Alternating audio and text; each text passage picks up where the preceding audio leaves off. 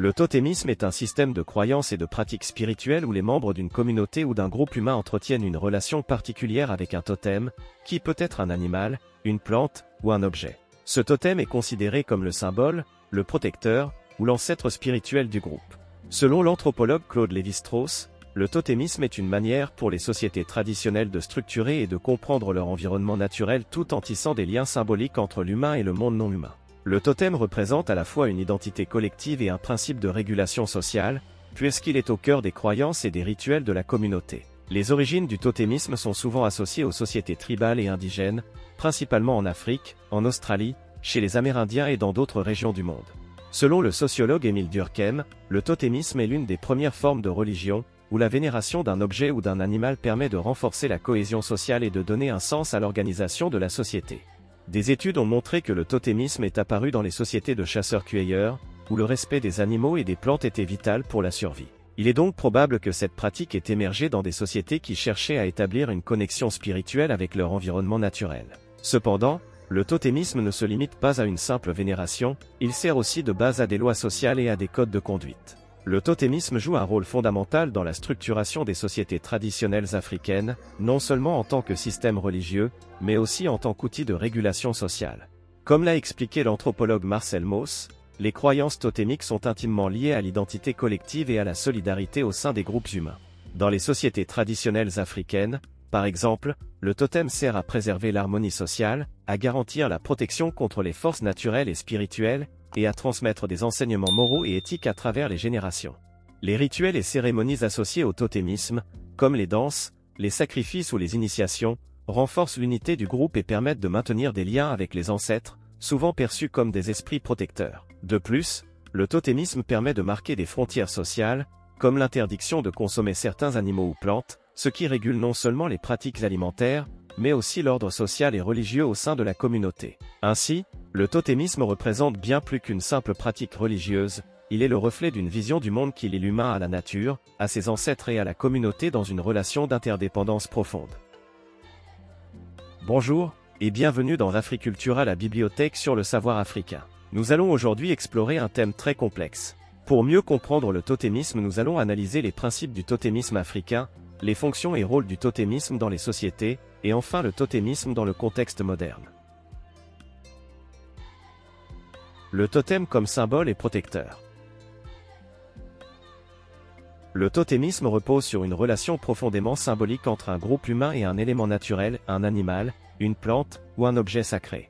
Ce lien transcende la simple utilité fonctionnelle de l'élément associé, conférant à ce dernier un pouvoir spirituel et mystique qui fait de lui un protecteur et un guide pour le groupe. Selon l'anthropologue Claude Lévi-Strauss, le totem est à la fois un symbole d'identification collective et un lien entre l'homme et le monde naturel. Ce phénomène symbolique trouve ses racines dans la pensée magique et animiste des sociétés anciennes, où chaque élément de la nature, qu'il soit animal ou végétal, est perçu comme porteur d'une force vitale et divine.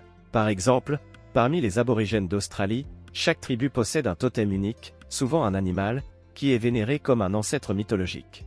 Les membres de la tribu sont censés descendre de cet animal et se considèrent comme les descendants spirituels de celui-ci. Il n'est pas simplement un symbole à honorer, mais il incarne une force vivante et protectrice qui assure le bien-être et la prospérité du groupe. Le rôle spirituel du totem va au-delà de la simple adoration, il est vu comme un médiateur entre les êtres humains et les puissances surnaturelles qui régissent l'univers. Les caractéristiques de l'animal ou de la plante totem sont aussi perçues comme un reflet des qualités humaines que le groupe aspire à cultiver. Par exemple, un groupe ayant pour totem un lion peut rechercher dans cet animal des valeurs de courage, de puissance et de noblesse. Le totem est ainsi une figure mystique qui transcende la simple nature, pour devenir un archétype spirituel qui incarne l'identité collective du groupe.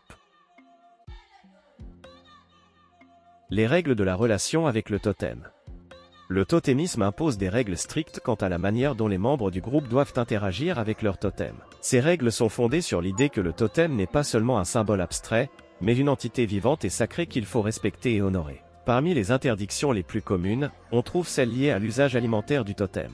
Par exemple, dans de nombreuses communautés africaines, il est interdit de tuer ou de consommer l'animal totem, sous peine d'attirer la malédiction ou la colère des ancêtres. Cette règle est perçue comme une manière de maintenir l'harmonie entre l'humain et le monde naturel, et de respecter les lois sacrées qui régissent les relations entre les hommes et les esprits. L'anthropologue Émile Durkheim, dans son étude sur les sociétés totémiques, souligne l'importance des interdits totémiques comme fondement de l'ordre social. Ces interdictions fonctionnent à la fois comme des lois sociales et des lois religieuses, renforçant la cohésion interne du groupe et garantissant sa protection contre les forces surnaturelles. De plus, les interdits sont souvent accompagnés de cérémonies et de rituels qui marquent le respect et la vénération du totem. Ces rites varient selon les cultures, mais ils incluent fréquemment des danses, des chants, des sacrifices ou encore des offrandes faites en l'honneur du totem. Ces cérémonies ont pour but de renforcer les liens entre les membres du groupe et leur totem, tout en assurant la protection spirituelle du groupe face aux dangers externes et internes. En outre, ces rituels sont souvent organisés autour des cycles naturels, comme les saisons, les récoltes ou les étapes de la vie, ce qui leur confère une fonction régénératrice et un pouvoir de renouvellement spirituel. Ces cérémonies assurent également la transmission des valeurs et des croyances liées au totem aux générations futures, consolidant ainsi la pérennité du lien totémique au sein du groupe. Les clans et les familles totémiques. Dans les sociétés totémiques, les individus sont souvent organisés en clans ou familles totémiques, dont l'organisation sociale est étroitement liée à leur totem. Ce lien est essentiel à la construction de l'identité collective, car il façonne les structures sociales et les rôles au sein du groupe. Chaque clan porte le nom de son totem et chaque membre est censé se voir attribuer des responsabilités et des rôles spécifiques en fonction de son appartenance au clan. La solidarité clanique repose sur l'idée que tous les membres d'un même clan partagent un lien spirituel et un destin commun à travers leur totem. Ce lien crée une forte identité collective et une structure sociale cohérente, dans laquelle les différences individuelles sont souvent subordonnées à la préservation du groupe et à la relation au totem. Par exemple, dans certaines sociétés aborigènes, l'appartenance à un clan totémique détermine les droits de mariage, car certains clans sont perçus comme des alliés spirituels et d'autres comme des ennemis naturels ou mythologiques. Le respect de ces règles sociales garantit l'équilibre au sein de la communauté et prévient les conflits. Le lien entre l'identité d'un groupe et son totem va au-delà de la simple appartenance à un clan. Le totem est perçu comme une extension de l'âme collective de la communauté, un symbole qui incarne les valeurs fondamentales, les croyances ancestrales et les aspirations spirituelles du groupe. Ce lien se manifeste également par des rites d'initiation, où les jeunes membres du groupe apprennent à connaître leur totem et à s'identifier à ses qualités. Ces initiations marquent l'entrée dans la vie adulte et l'intégration des valeurs communautaires, solidifiant ainsi le rôle central du totem dans la vie de chacun. Ainsi, le totémisme façonne non seulement la structure sociale, mais aussi la vision du monde et la conscience collective des membres d'un groupe. En liant chaque individu à un totem, les sociétés totémiques renforcent la solidarité interne et préservent l'unité spirituelle du groupe à travers les générations. Protection et identité communautaire. Le totémisme joue un rôle fondamental dans la protection et l'identité des communautés qu'il adopte. À travers le lien sacré avec un totem, un groupe humain ne se définit pas seulement par des relations sociales mais aussi par une connexion spirituelle et mystique à un élément naturel ou à un animal perçu comme leur ancêtre. Cette connexion devient le pilier autour duquel se construit l'identité collective et le sentiment d'appartenance. Le totémisme permet ainsi de renforcer les liens sociaux au sein de la communauté en ancrant chaque individu dans un ensemble plus vaste, celui de l'histoire collective et des traditions ancestrales. L'anthropologue Marcel Mauss souligne que le totémisme permet de renforcer la cohésion sociale en inscrivant les individus dans un réseau de relations qui les lie à la fois à leurs ancêtres et à leurs semblables. Chaque individu, en étant associé à un totem, se voit attribuer une place et un rôle au sein du groupe. Ce lien devient le fondement de leur solidarité et de leur identité commune. Le totem sert alors de garant spirituel, apportant une protection symbolique contre les forces extérieures et les influences négatives. Dans de nombreuses cultures, la possession d'un totem confère également un système de valeurs partagées qui guide les comportements des membres de la communauté. Le totémisme n'est donc pas qu'une croyance, mais un moyen de transmettre des valeurs et de maintenir l'équilibre au sein du groupe. Le respect du totem devient une manière de préserver les traditions et de maintenir un lien vivant avec les ancêtres. Ces valeurs, transmises de génération en génération, forment la moralité collective et permettent aux individus de s'inscrire dans une chaîne de continuité avec les générations passées. Système de régulation sociale et morale.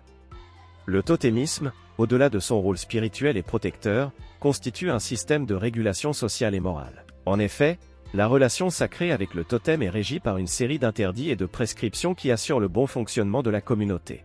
Émile Durkheim, dans son étude du totémisme, souligne que ces interdits sont essentiels au maintien de l'ordre social. Ils imposent des règles strictes sur les comportements, notamment ceux qui concernent l'usage des animaux ou plantes totémiques, ainsi que des pratiques alimentaires et rituelles. Par exemple, dans certaines communautés, manger ou tuer le totem est non seulement un acte impie, mais aussi un acte perturbateur de l'ordre social, entraînant des conséquences spirituelles et sociales graves, comme la malédiction ou l'exclusion.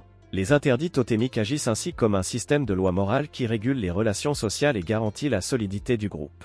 Les membres du groupe respectent des normes éthiques dictées par la relation avec le totem, ce qui garantit le respect des principes de solidarité, de loyauté et de justice. Ces règles ont aussi pour but de prévenir le chaos et de maintenir l'équilibre, non seulement dans les relations humaines, mais aussi dans l'interaction avec le monde naturel et surnaturel.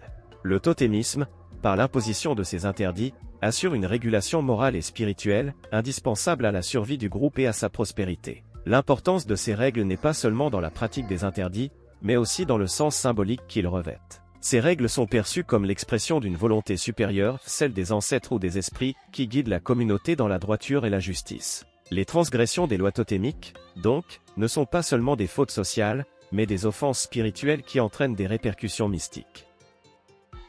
Rôle dans l'organisation de la vie religieuse et spirituelle.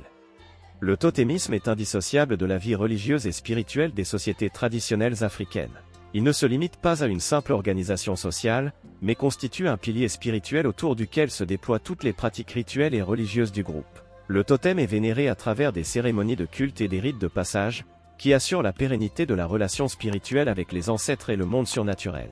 Les cérémonies de vénération du totem sont souvent des événements collectifs, où toute la communauté se réunit pour honorer le totem.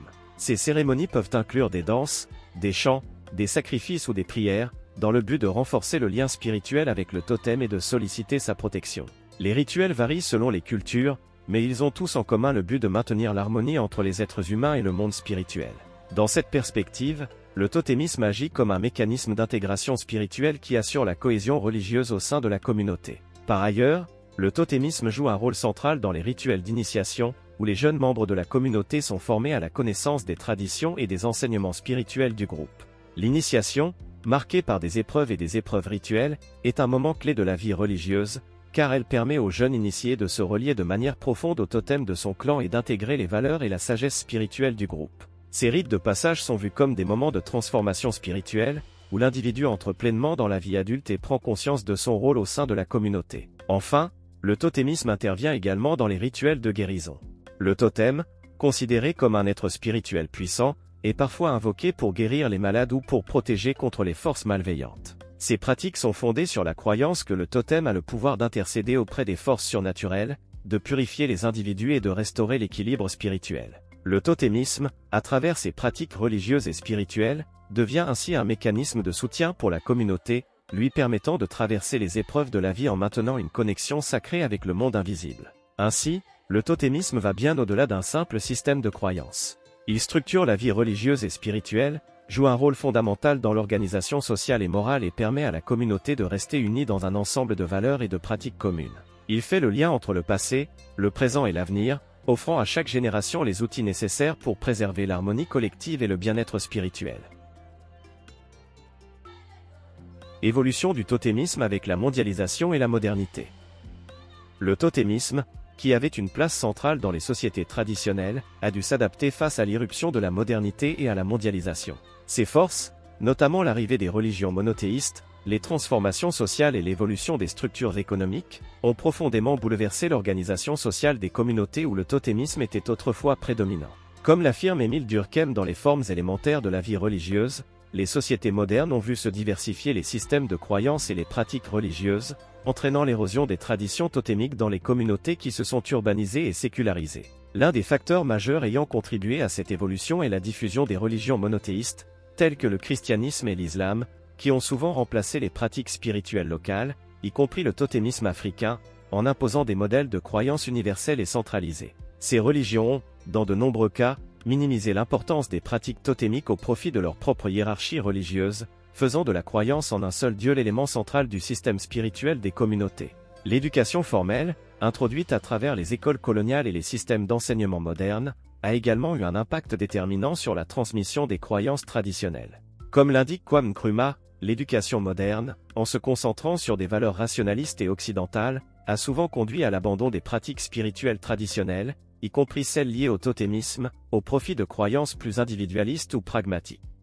En parallèle, les transformations sociales générées par la mondialisation ont entraîné une redéfinition des liens communautaires. Les migrations, l'urbanisation et la montée de la société de consommation ont fragmenté les structures sociales traditionnelles, éloignant ainsi les individus de leurs racines culturelles et spirituelles, affaiblissant les pratiques totémiques au sein des sociétés contemporaines.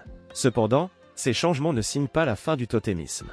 Au contraire, comme l'écrit Claude Lévi-Strauss, les symboles totémiques, loin de disparaître, se métamorphosent, adoptant parfois de nouvelles formes, adaptées à un monde globalisé tout en conservant leur pouvoir symbolique. Le totémisme dans les sociétés contemporaines. Malgré les bouleversements engendrés par la modernité, le totémisme demeure une pratique vivante dans certaines communautés traditionnelles.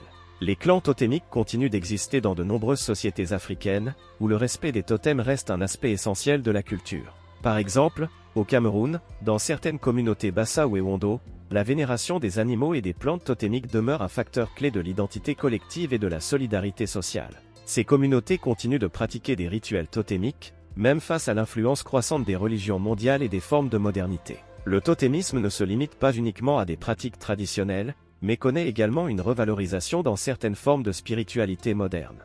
La recherche de racines spirituelles dans un monde en mutation a conduit certains individus et groupes à se réapproprier les symboles totémiques comme une manière de se reconnecter avec la nature et le divin.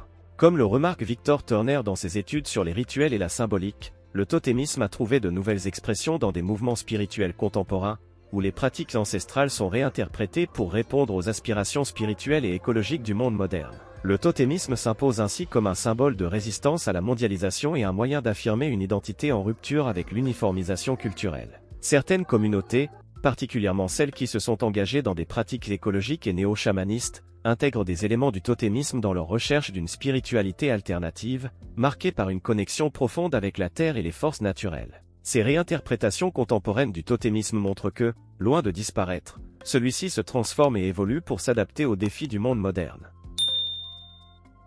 Totémisme et culture populaire. Le totémisme a également une place significative dans la culture populaire contemporaine.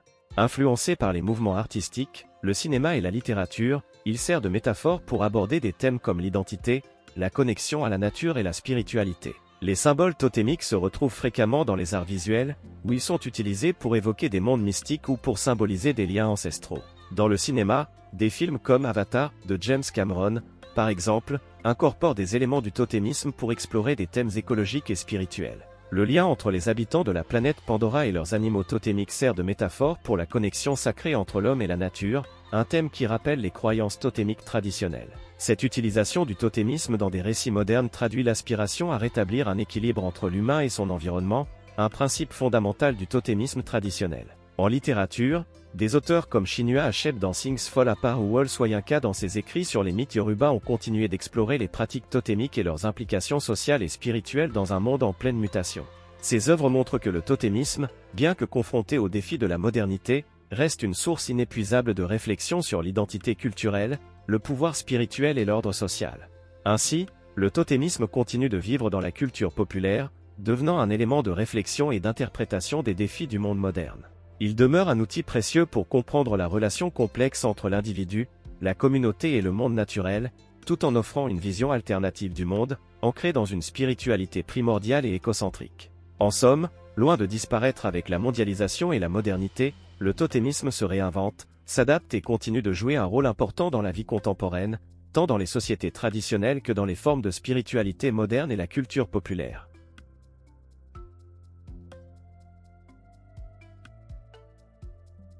Le totémisme, bien qu'il puise ses racines dans des traditions ancestrales, transcende le simple cadre historique pour révéler des fonctions et des rôles essentiels dans les sociétés humaines.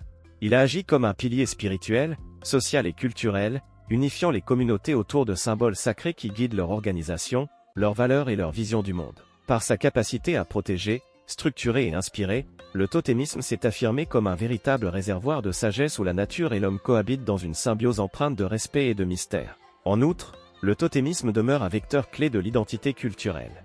À travers lui, les clans, les peuples et les nations perpétuent un patrimoine immatériel qui résiste aux assauts de la modernité. Il incarne une mémoire collective, rappelant aux générations actuelles et futures leurs origines et leur connexion avec le vivant. Comme l'a souligné Claude Lévi-Strauss, le totémisme est une métaphore puissante de la richesse des cultures humaines et de la manière dont elles donnent sens à leur existence en reliant le monde visible et invisible.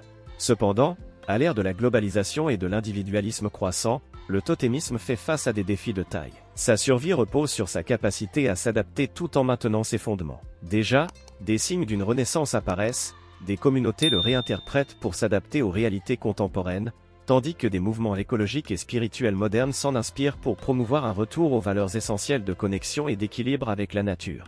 Dans cette lumière, l'avenir du totémisme semble prometteur. Il ne s'agit pas seulement de préserver une pratique ancestrale, mais aussi de réinventer une spiritualité universelle qui répond aux besoins d'un monde en quête de sens. En conciliant tradition et modernité, le totémisme pourrait jouer un rôle central dans la réconciliation de l'humanité avec son environnement et dans la construction d'une société plus harmonieuse, où les valeurs de respect, d'appartenance et de solidarité regagnent leur juste place. Ainsi, loin d'être une relique du passé, le totémisme demeure une lumière pour l'avenir.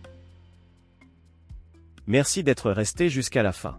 Si cette vidéo vous a plu, abonnez-vous à Africultura pour d'autres récits fascinants sur nos cultures et légendes ancestrales.